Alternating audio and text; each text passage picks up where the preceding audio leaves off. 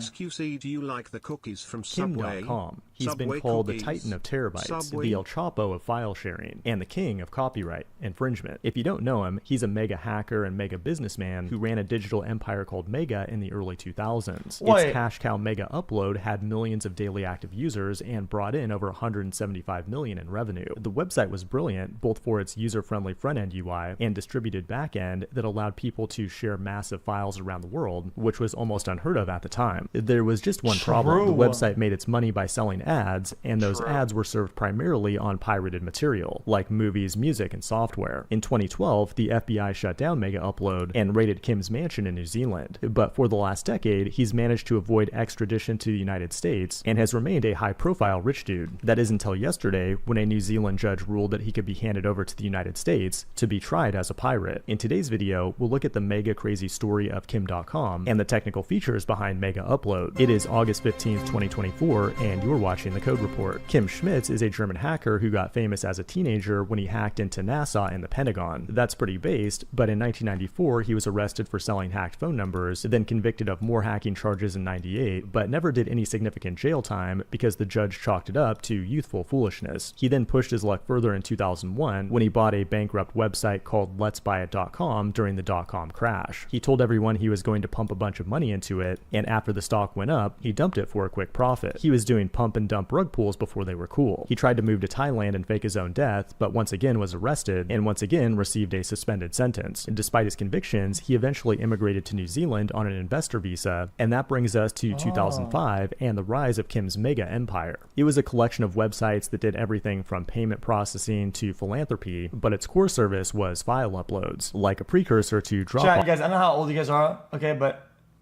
anything you wanted, anything you had to get anywhere was on Mega Upload. You would probably get like a third-party ad website that would like AdFly or whatever, and then go to Mega Upload. But even the things that weren't even pirated, most it was on Mega Upload. Cursor to Dropbox or Google Drive. Its HTML-based UI those was other things faster like, and easier than share, iTunes, rapid but share, most yeah, importantly, it allowed anyone to upload extremely large files. These uploads could be paused and resumed, and each download would generate a unique link that could be shared with your friends. And they were able to scale to a massive level with techniques like file deduplication, where a hash is generated for a file. So if you try to upload the same pirated Seinfeld episode twice, it only actually takes up the space of one file. Mega also had a certain level of security and encryption to protect user data, but it wasn't totally anonymous, and after the seizure, none of the users got their data back, although Mega Upload continues to live on as Mega. Nowadays, Mega uses zero-knowledge encryption, where data is encrypted on both the client and the server, so no third party, including Mega, can know what you uploaded. What was absolutely genius, though, is that Mega Upload had an affiliate program that rewarded users for generating downloads, which eventually snowballed into Mega accounting for 4% of global internet traffic and wheelbarrows filled with money for Kim. Unfortunately, the party came to an end in 2012 when the website was shut down, the servers were seized, and Kim's New Zealand mansion was raided. They took everything, including his Toyota Velfire. Now, Uncle Sam has been trying to get his hands on him ever since, but New Zealand screwed up the search warrant and spied on him illegally, and his extradition has been delayed multiple times. But now it looks like the walls are closing in, and the United States has the green light to take him. In addition, last year, 2 former Mega Upload executives were sentenced to prison, but the real guy they want to make an example of is Kim.com. They say he cost the entertainment industry $500 million, but there's multiple philosophical debates to be had here, like, is piracy actually theft? Is privacy a fundamental right for people on the internet? And should cloud providers retain data and give access to... let's be honest. Even if they get the guy, sentence the guy, let's be honest, it's a win for nobody. That's the government for criminal investigations. Some things are always morally correct, like pirating Adobe products, but for many of these issues, there's no clear answer. Kim.com has been a huge advocate for privacy on the internet, and he's denied that Mega Upload was designed to encourage copyright infringement. Instead, it's just a content-neutral platform and shouldn't be liable, like in the same way that an internet service provider shouldn't be liable for illegal activity. That argument's probably not going to work in federal court, but don't worry, Kim has a plan. Some people think he might slip away into Russia to go live with Tupac and Michael Jackson in Siberia. The only problem with that plan is that Russia is not very privacy focused and just recently banned the encrypted messaging app Signal. One thing's for sure though, Kim.com won't go to jail without a mega fight. This has been the Code Report. Thanks for watching. Chat, didn't they kind of like reshape these laws around or whatever? Where it's like all they have to do now is show good faith, or if a user uploads things that are like copyright, they slap them on the wrist a couple times, whatever, and then they ban the user, and if they do that, over and over again, they're kind of fine and they're still in good standings or whatever. And that kind of how that works. Yeah, okay. Yeah. Sup, yo? Streams and they make me want to kiss you. Oh, a browser war, no way. The World Wide Web is arguably the most critical pillar of human civilization today. John Perry Barlow called it cyberspace, the new home of the mind. In his Declaration of Independence of Cyberspace, he said, "We are creating a world where anyone, anywhere, may express his or her beliefs, no matter how singular, without fear of being coerced into silence or conformity. Freedom on the web has caused governments to fail, it's minted millions of new millionaires, and has allowed this one humble cat to be viewed trillions of times. But there's an existential threat to this openness. We tap into cyberspace via web browsers, with Chrome, Safari, Edge, and Firefox accounting for over 90% of the market share. All these browsers share technology." Hold on. Existential threat to this openness. xQc. We tap into cyberspace via web browsers, with Chrome, Safari, Edge, and Firefox accounting for... Yeah. Chat, guys, I think we'll use Safari because it comes with the phone, right? And people misclick it because they don't set their default browser back to Chrome when they get an iPhone, but they don't actually want to use it. I feel like Safari boasts their stats, but the shit is bricked in. Like, when I click a link, it opens on Safari. I don't actually want to use it, but they probably put me as a user. That shit's trash. For over 90% of the market share. All these browsers share technology or funding controlled by Google. Thank God Google's not evil, but hypothetically, if it was evil, it could pool its resources to exterminate all cat memes from the internet. As a society, we can't allow that to happen, and luckily, there's someone actually doing something about it. It is August 12, 2024, and you're watching the Code Report. He who controls the spice controls the universe, but he who controls the browser controls the internet. You may not realize it, but the browser wars are raging right now. Firefox just launched tabs managed in the sidebar, which was already supported on the increasingly popular Arc browser, but as we speak, two separate open source browsers built in Rust are trending right now. Verso, which is built with the Servo engine, and Blitz, a super minimal web renderer. But I want to talk about something even more ambitious, a futuristic open source browser called Ladybird. In October 2018, Andreas Kling, a software engineer who worked on WebKit at Apple and Nokia, had just gotten out of a 3-month Swedish rehab program. Okay. Engineer who worked on WebKit at Apple and Nokia had just gotten out of a 3-month Swedish rehab program and was unemployed and bored. And when smart people like him get bored and don't have access to drugs, they start doing extreme things, like when he built his own operating system to use as a daily driver. That included a 1990s GUI with a late 2000s Unix CLI. Everything from the kernel to the web browser had to be made from scratch. And this is how Serenity OS was born, which is named after the Serenity Prayer. God grant me the serenity to accept the things I cannot change, the courage to change the things I can, and the wisdom to know the difference. On July 4th, 2022, the Serenity OS browser engine declared its independence as a cross-platform project. And now a full web browser, it was renamed Ladybird. Over 1,000 contributors, 500,000 lines of C++ code, and 2 years later, Andreas joined forces with one of the GitHub co-founders to form a nonprofit to manage the browser, believing the way to not have bad incentives is to have no incentives. The project is funded entirely by sponsorships and donations, and most importantly, the code is entirely free and won't borrow from other browsers. And that's a big contrast even to privacy-focused browsers like Brave, which is for profit and built on top of Google's Chromium. But speaking of tools that are free and open source, another incredible project you need to know about is Convex, the one true Firebase alternative and sponsor of today's video. As an app developer, Are you fucking kidding me? There is absolutely no shot. Bird, and let's get back to Ladybird and talk about the disappointing part. The first alpha version for Linux and Mac OS isn't expected until the summer of 2026, and you'll probably die of old age by the time the Windows version comes out. The good news is that you can play around with the code and build it from source on GitHub, but building a web browser from scratch is extremely complex, and the general... Chat, this is for nerdo Andes. This is for fucking like wired in fucking bullshit and live in the shadows that fucking... This is for the rats.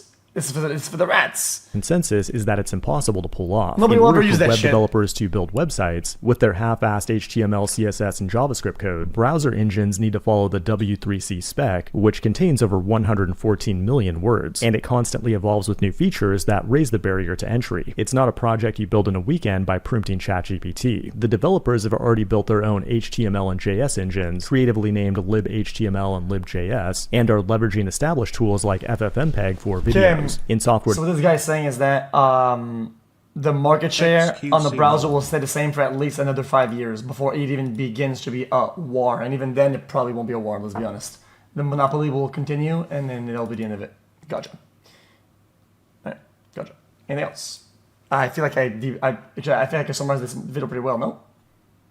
Almost 4 years sub. Can I You get should a probably welcome just go the back to jungle sleep, for the because one your time? Windows work computer will likely have a blue screen of death. Today, millions, if not billions, of Windows computers got insta-bricked around the world, thanks to an update pushed by enterprise cybersecurity firm CrowdStrike. And it's bad. Airports are shutting down, hospitals are unable to treat patients, banks aren't able to get your money, and the Arby's drive-thru window went down, forcing people to hunt stray cats in the street just for food. What's hilarious, though, is that a top cybersecurity firm just messed up the global economy in a way that the evil hackers they protect you from could only dream of. In today's video, we'll take a look at the technical side of this disaster and find out how such a catastrophic mistake like this can even happen in the modern world. It is July 19th, 2024, and you're watching The Code Reporter. Corporate America is in panic mode right now because everybody's work computers are bricked, and that means the hamsters can't keep spinning the wheels. A huge number of Fortune 500 companies use CrowdStrike for cybersecurity. It's got over 500 clients on the Fortune 1000 list. Its primary product is called Falcon, a tool that provides endpoint protection. Chat, isn't this what you normally want to avoid? It's why you have a lot of passwords and a lot of things. Isn't it like a one point of failure system? One system, this many companies, sounds ridiculous. Clients on the Fortune 1000 list. Its primary product is called Falcon, a tool that provides endpoint protection using artificial intelligence and analytics to detect threats in real time. It is publicly traded, and its stonk is down right now, and for good reason, because everybody's blaming them for causing Windows to deliver its blue screen of death. Luckily, Mac OS users and Linux chads are unaffected. To understand why, we first need to understand how CrowdStrike's Falcon sensor actually works. It's installed just like regular software, but integrates with the operating system at a low level, often using kernel mode drivers, and basically just sits there in the background looking for anomalies. It collects telemetry data, produces reports, and offers a bunch of other incomprehensible techno-nonsense products to justify multi-million-dollar enterprise contracts. Chat, wait, I have that on my PC, chat. Guys, I have that on my PC, and it's from China. It's right here, chat. Look, it's called Riot Vanguard. Yeah, I have that on my PC. From China.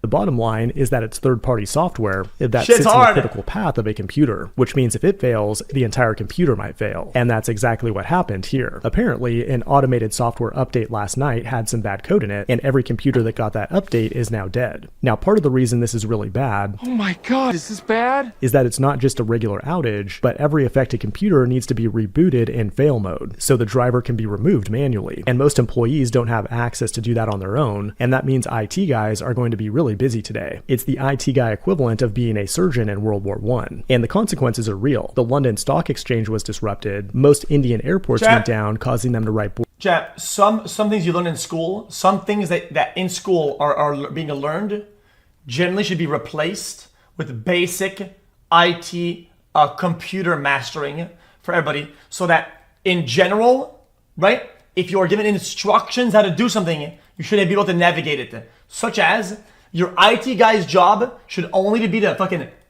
broadcast to you or whatever, like what to do, and you should be able to do it by yourself. There should be a requirement in every workplace that has computers to be able to fucking do that shit by yourself when given the instructions. boarding passes by hand, along with a ton of other issues. To CrowdStrike's credit, they were quick to point out that it's not a security incident or cyber attack, and explained it this way. Yeah, listen. Admin passwords. But they were quick to fix it, and the fix is really easy. All you have to do is detach the operating system disk, create a snapshot or backup of the disk, mount a volume to a new virtual server, navigate to the WinDir drivers directory, locate the file C0000291.sys and delete it, detach the volume from the new virtual server, then reattach the fixed volume to the impacted virtual server. That Piece sounds of cake, but option 2 is to go to Home Depot and buy a sledgehammer, then use it to uninstall Microsoft Windows and switch to Linux. I do feel really bad for the programmer who updated this driver though, because the tech lead's about to run git blame and blame them for this whole mess. Not only is this person about to get fired, but they also have blood on their hands for shutting down the hospitals, transportation networks, and Arby's family restaurants that we need to survive. If you're that guy and you're watching this, don't feel too bad though. What we have here is a situation where the cure is more harmful than the disease. Chat, Public mega corporations are... Question, chat. Guys, why don't they have a maybe a simulation booth or something like that? A sandbox that they push updates a day in advance, maybe even hours in advance, and test. It's a sample of every product out there, all the transportation, a hospital, and that thing has like a couple of each, and they run it through that as a simulation, and boom, you say they do. Well, clearly they don't because it failed. Hire me, I'll fix it. Are under a ton of pressure to secure their computer systems, and they're constantly audited by third parties. A company like Macy's isn't going to go out and hire a team of 100 cybersecurity weirdos. Yo, let me guess. It was, we're on a time crunch. Push it to live servers. Push it to live servers. Push it to live servers. Let me guess. That's what actually happened. Like CloudStrike a few $1 million a year to figure out cybersecurity for them, giving them someone else to blame when their system gets hacked. What everyone failed to realize, though, is that giving one company kernel access to the computers of most Fortune 500 companies might actually be a bad idea, because it only takes one automatic update with a misplaced 0. That's what I said. It's a singular point of failure system. I said that. I'm so technological, chat. To nearly destroy the entire world. This has been the Code Report. Thanks for watching, and I will see you in the next one. Because I'm so technological, man. Smile.